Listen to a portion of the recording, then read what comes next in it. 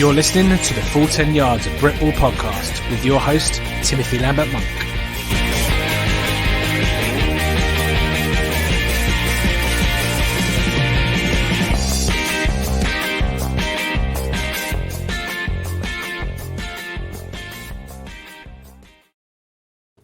Yes, welcome in one and all. This is the Full 10 Yards of Britball podcast. Thank you all so much for joining us. As you know, here at the Full 10 Yards of Britball podcast, we like to go up and down the country, visit a few teams and talk to a few players, talk to a few coaches, and just bring that community just a little bit more together. And as you can see today, a team that probably not many, including myself, know much about. So as part of my duty, as part of the Britball world, we bring that team just a bit closer into the huddle, as it were. And we welcome in Jack, Coach Willie from the South Lincolnshire Lightning. Jack, a very warm welcome to you. Thank you very much for having us. Looking forward to, tell everyone a bit more about the South Links Lightning. Well, absolutely. I say just before we start recording, I didn't really, obviously I knew you were in the Lincolnshire area and South Lincolnshire.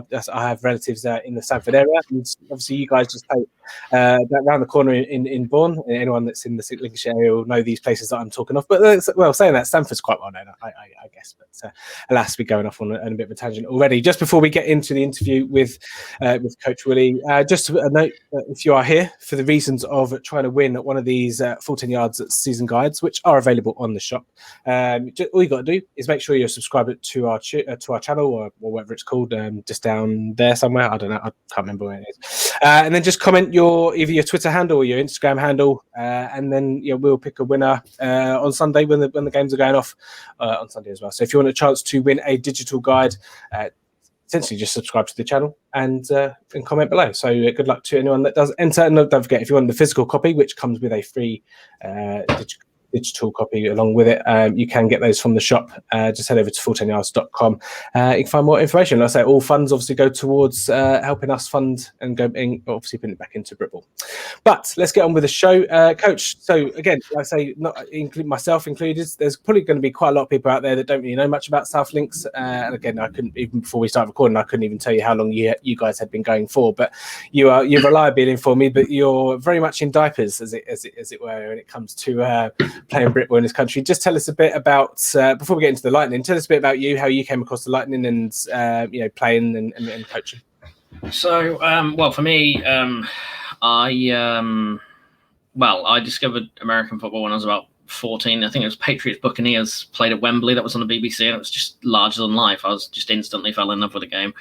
And then I found the Peterborough Saxons when I was still at school. So I think I was 17. I joined up with them and just had such a wonderful time, such a great team spirit from American football, and it felt like anyone could come and play that sport. There's not a lot of sports that are inclusive to everyone.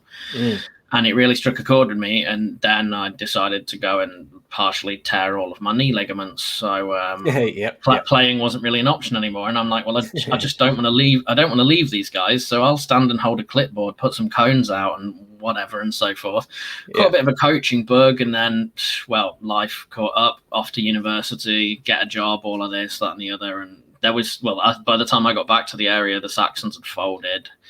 All of this, that, and the other, and then I just happened to stumble upon South Links Lightning on Facebook, looking for players, and then they said they were looking for some coaches as well. So I was like, well, I coached receivers for a bit when I was with the Saxons youth. Can I come down and run a session for you guys? And it's taken off from there, and I can't imagine Sundays without going down and training with the team anymore. It's an addiction, if you like. Yeah, certainly is infectious. I'd say, I know you said at the top of that, you said that the Patriots Buccaneers was that Josh Freeman led Buccaneers back in the day? I don't know. I think it might have been. I think. Yeah, I know the Patriots won 35-7, and I was just like, well, they must be good. And so here we are, and now fully fledged member of the Patriots Nation, so everyone can hate me a little bit more for that. I was going to say, I have the two quarterbacks. I'm sure it was Mr. Tom Brady that inspired you a bit more than Mr. Josh Freeman. But no, I don't disparage Josh Freeman. Each to their own. Perfectly encapsulate what you said. I saw a tweet from the Humber Warhawks about there was a picture of a it must have been a lineman on the left hand side, and I don't know what position the other guy played, maybe wide receiver or tight end or something. But perfectly encapsulates that this is an all inclusive sport. So a bit more about the South Links Lightning. Then, so you say they're quite in the infancy of obviously within less than a year, I think you said. How did it come about? Forming the team, and did you join straight off the bat? Were you there from the start in terms of how building the team? And then just talk to us about the other teams or any other plans that the Lynx kind of have going forward, because obviously it's not going to have a full-fledged set of teams, I guess, but hopefully that's be in the plan years down the line. Well, so the Lightning, it was the brainchild of our chairman, Rich. He was desperate to join an American football team, and he looked in the local area. You'd got sort of the Bombers and you'd got the Knights. They were both just over an hour away, and it was one of those travel commitments and works. He was like, there's not really any options, and the Saxons had been gone for a few years, so he sort of just put a few posts up in some of the local community Facebook groups, things like that. A couple of people got in touch. There was almost a few sparks of interest, so they just set up it was the 7th of November. They set up a Facebook page for the Deepings prospective American football team. And they ran, and they picked up. Well, it picked up steam pretty quick. They ran a little, almost like a playoff sort of bracket with potential names, let fans vote, and South Links Lightning was the one that took the win. We then partnered up with Bourne Rugby Club to find our home stadium, and so. The team sort of had its first ever rookie day on the 4th of April of this year. That was the first ever training session. By the time we played our very, very first game, we'd only existed technically for 268 days. Okay. We're very thankful for our sponsors that we've got, S&J Windows and Conservatories and Spin Room Studios. We wouldn't have got as far as we did without them. And for me, I found them, I think it was week 7 or 8 of the pre-season. I mean, pre-season itself was only about 15 weeks long, and so like you say, we really are in diapers. Most of the team, I'd probably say 75%, it may be 80% rookies. Okay. Yeah. So, but we've really just tried to become a bit of a new family, a new community in the local area, really, just somewhere for American football fans and people that, like I said, anyone can play American football. We literally say, if you want to just come and have some fun on a Sunday to get some fitness, all of this, try the sport out with us and see if you like it, and then commit to us. So as far as other teams, we're only adult contact at the minute.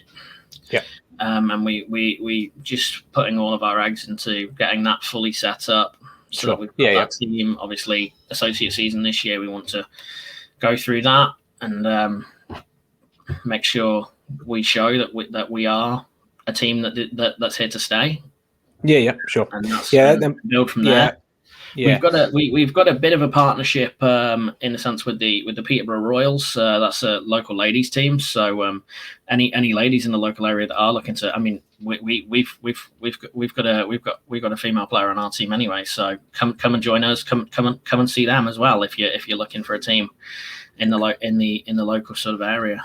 Yeah, come lay the wood down on some guys if you fancy it. Just to say, with 75-80% of your guys being rookies, I know quite a lot of. What was it been like in terms of numbers? Because when you do get new people that come to the sport and you do these rookie days, you do get kind of a percentage that think, adult contact's not for me, or go to play flag, or leave the sport, or whatever. How was that like? In obviously with numbers is always a difficult hurdle to negotiate for any new team. When you had your rookie days and you had your kind of influx of all your rookies, was the retention of numbers okay? Was there any struggles with that? I mean, I wasn't there for any of the rookie days or anything. I didn't join until about, like I say, 7 or 8 weeks after. Yeah. But when I got down there, what I can say is, for a group of mostly rookies, it blew me away how driven everyone was, how coachable they all were, and how well organized it was for such an infant setup, if you like. It really credit to all the coaches that were there before me and the committee. They really put together something special, and I think that's helped us retain most of the players that came down. I mean, they before anything all got started, it was around January. They did a what they call a virtual huddle. There was like sort of Zoom meetings talking about the plans for and all of that. And there was 20 or so people that turned up to that before anything had even been finalized. And we're sort of numbers obviously is always a struggle, especially for a new team. But we're slowly increasing our numbers each week. It seems we get more interest, more people wanting to come down, and I would say you always need more players, but it's nice that everyone that does come down to us, they see that we do take it very, very seriously, and we are a team that is showing that we deserve to be here, and they want to be a part of that. Sure. And just kind of looking ahead, obviously, to 2022, obviously the off season can be quite long. I know you still have training sessions and that, but do you envisage any problems going forward into 2022, either with numbers or any other kind of hurdles? Because, like I say, there's going to be bumps in the road for like with any new team. I think 2022 can only go in a positive direction. I think after this season, everyone's sort of going to. When there's been more press coverage for us in the local areas, things like that, people have seen that we're here now. Because I mean, I'm an avid American football fan, and it took me 7 or so weeks of the preseason to find the team. That was a few months. So we really, with the committee and everything, we're really pushing the team more and more in the local area just to drive that recruitment. We'll do more recruitment days, more trial days for everyone to come and try out, and I think everyone that's with us will stay with us, and I think the numbers will only grow going into next season, which will be really good, beneficial for everyone. Yeah, no, absolutely. And obviously, again, there's going to be people out there that don't really know much about the team. Obviously, they can only go off the 2 results that you've had this season. What would you say your team's strength is? Or is there a specific position group, or is it a side of the ball that your strength is? If you had to kind of metaphorically say, if you had to compare yourself to an NFL team, in terms of play style or strengths, what would you? Don't say the Patriots. Well, I'm not gonna say the Patriots. To be fair, I think the best thing that I can say about our team is our strength is everyone's determination and the unity that we've got as a unit. I'm not giving away any free scouting reports. People can come down and watch. You can tell me. I can bleep it out afterwards. And see how we play and see what we do. I'll say this: our defense has the more experienced players on it, and they're a phenomenal group of guys, and we're very lucky to have all the experienced players that have come and joined us, and they've helped a lot. But again, like we're very proud of all 3 sides of the ball, and everyone's just so determined to get better. We as a team we train together once a week at the moment. We're going to look to increase that to twice a week going into next season and get that fully sort of set up. But I mean, we've got little pockets, little units, because the catchment area is quite wide. Yeah. We've got people that meet up in the nearby towns or wherever to run little mini sessions and just fine tune all their skills in little 5s and 6s or whatever they can get together. So they're living and breathing. Like so many of the people have come down and they're like, okay, we're serious about this, and they're down the gym 3 or 4 times a week.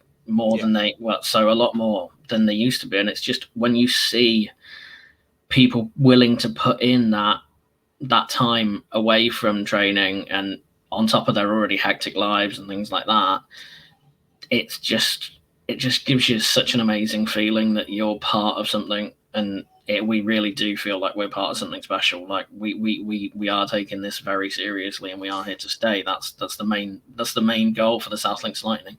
We're also championing sort of mental health concerns and things like that. We've got player welfare officers in place, and just really that's a lot of what this team was born out of. Just another community where people could feel wanted, welcome, and things like that. Yeah, sure.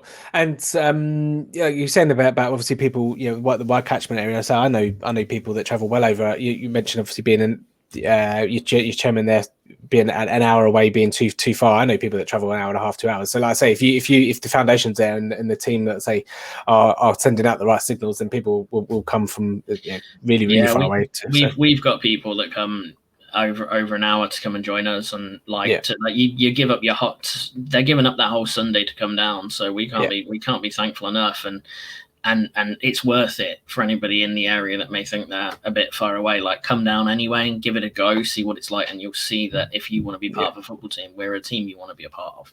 Yeah, absolutely. Okay, well, let's move on to this season. Like I say, you've experienced obviously your first game, even your first win. First and foremost, were you with the divisional alignment for this season, obviously being a kind of a standalone season? Were you guys as a coaching staff or a team happy with kind of who you've been put in against? Would you prefer the more traditional associate process where you kind of arrange your own games? What did you make?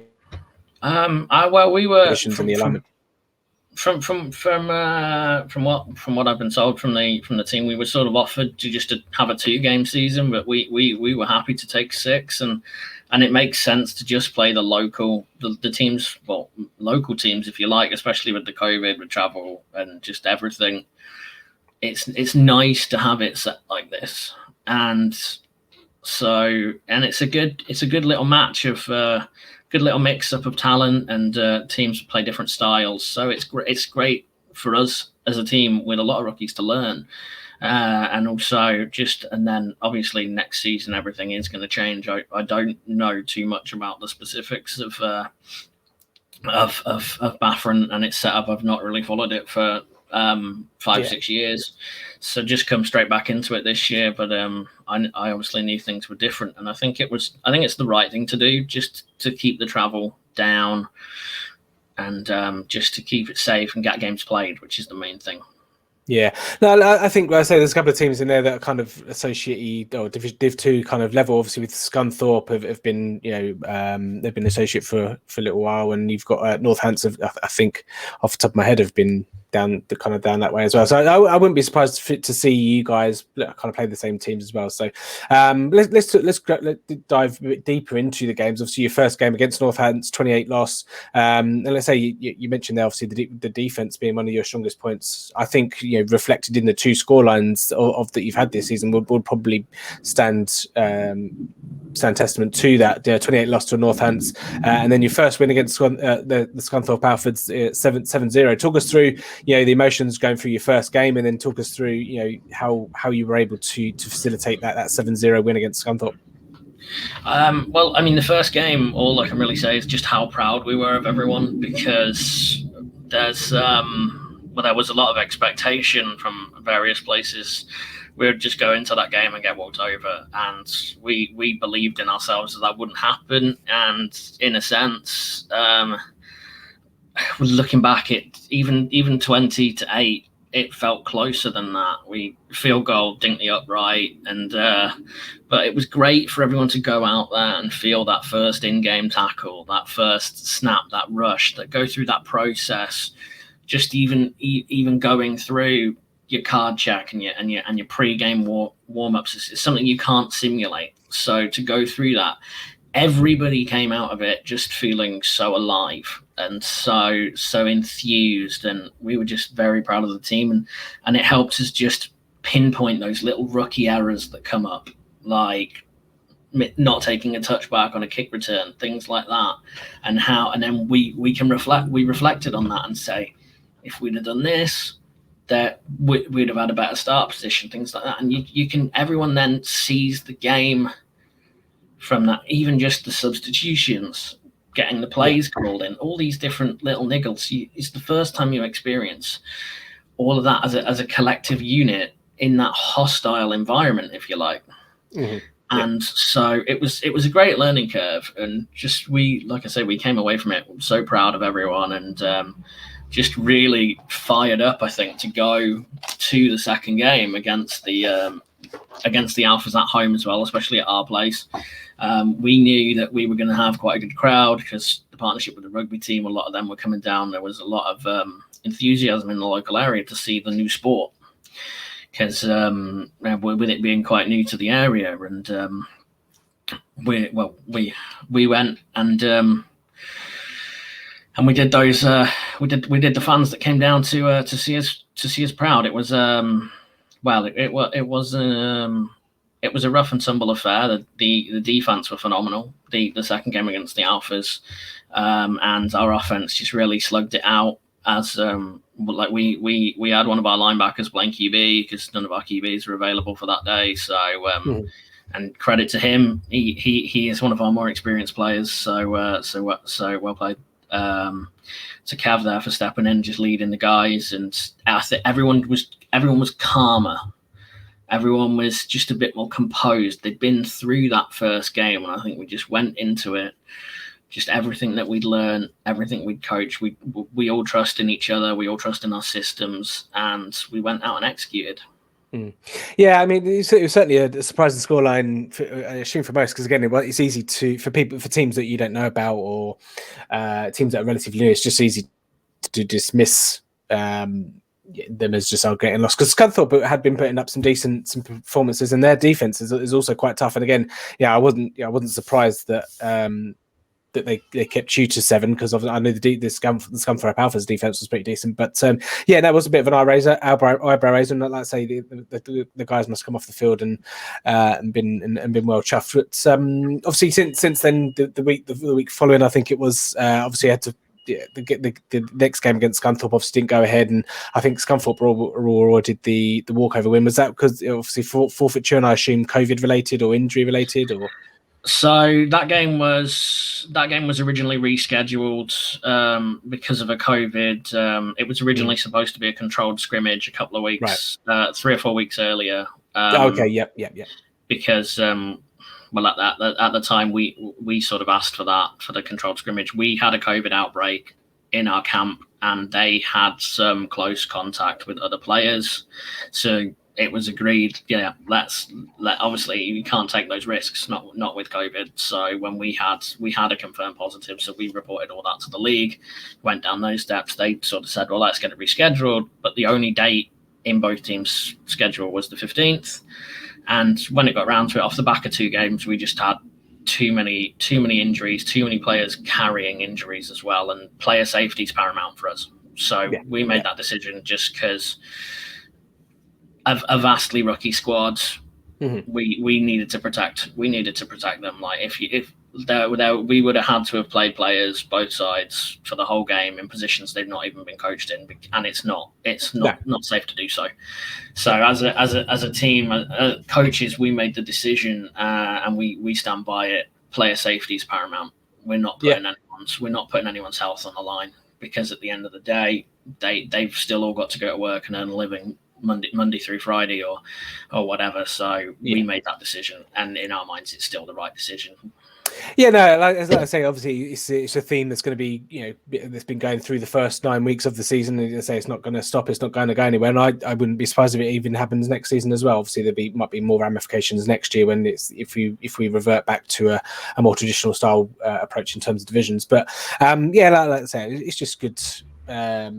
It's always just good to understand, because, like I say, sometimes there's some teams that don't say anything, and you know what Britball world's like, and it's easy to criticise BAFA and jump on their back and whatever as well. But I totally agree. So if you've got guys that are carrying an injury and then having to play both sides of the ball, I mean, no thanks. Obviously, a couple of games left for the rest of the season. Any particular plans or any particular goals that you guys have set for the team? Is it to win 1 or 2 more games for this season, then kind of looking ahead to 2022? Anything in kind of in terms of the finish line, or any particular goals or the thing you set yourselves for the next year or so?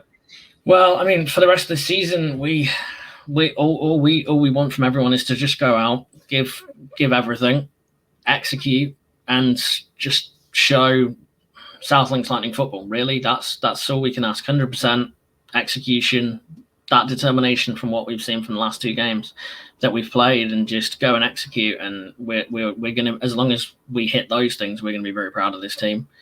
Again, we're really looking forward to everyone coming down to Bourne Rugby Club, just outside of Bourne, to see the last couple of games as well. Hopefully get some good crowds out there as well. Hopefully the weather stays good for them, and we can have some really good crowds, and just show even more people about the South Links Lightning. And again, just keep raising our profile. That's what we need to do, so that we can keep growing, so that ahead of next year we can have ideally a bit of a bigger squad, and go from there.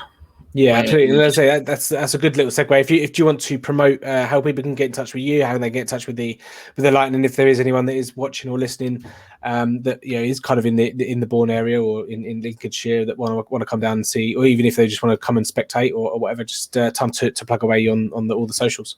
Yeah, definitely. So just search up on Facebook South Links Lightning, South Links Lightning American Football.